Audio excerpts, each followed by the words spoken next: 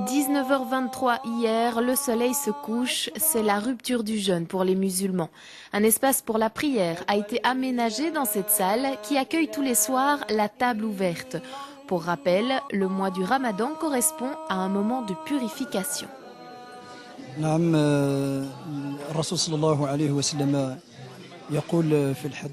L'imam est parti d'un principe, d'un hadith du prophète. Un hadith, c'est une parole prophétique qui dit tout simplement quiconque jeûne le mois du Ramadan avec foi et comptant sur la récompense de Dieu, d'Allah, automatiquement ses péchés lui seront pardonnés. Bien sûr, il s'agit des péchés antérieurs.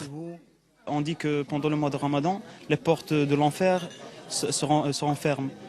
Par contre, les portes du paradis sont ouvertes. Alors, c'est l'occasion pour tout le monde.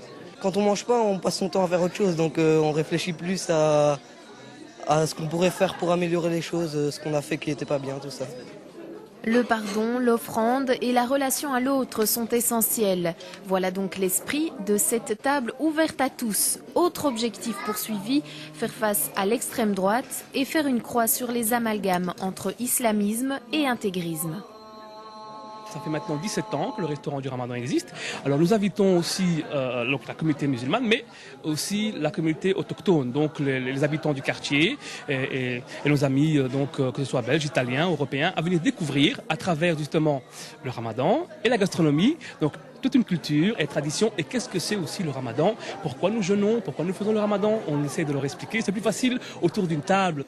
Ambiance conviviale donc et certains autochtones viennent chaque soir. Hier, en plus, une école islamique de Tournai était tout spécialement invitée.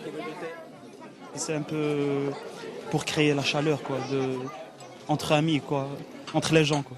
Même si on ne se connaît pas, c'est l'occasion pour se connaître en fait. Vous venez ici tous les soirs?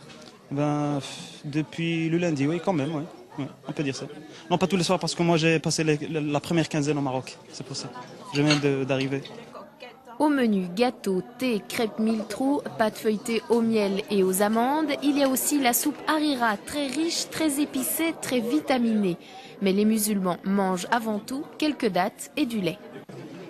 La cuisine est faite par ma maman. Tout le monde l'appelle Mouaïcha, donc ça, en français ça veut dire maman Aïcha. C'est elle qui prépare tous ces mets. Les Marocains, ils mangent pas la même chose que les Algériens.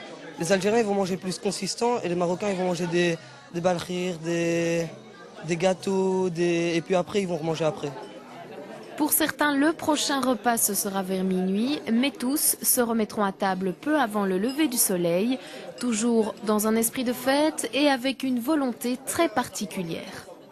Ça nous montre déjà ce que des gens ils vivent tout le temps, que nous, on fait ça un mois et déjà à la fin du mois on est content, mais pendant toute l'année ils font ça et ils n'ont pas le choix. Nous c'est par choix, ça laisse un peu se reposer le corps et tout.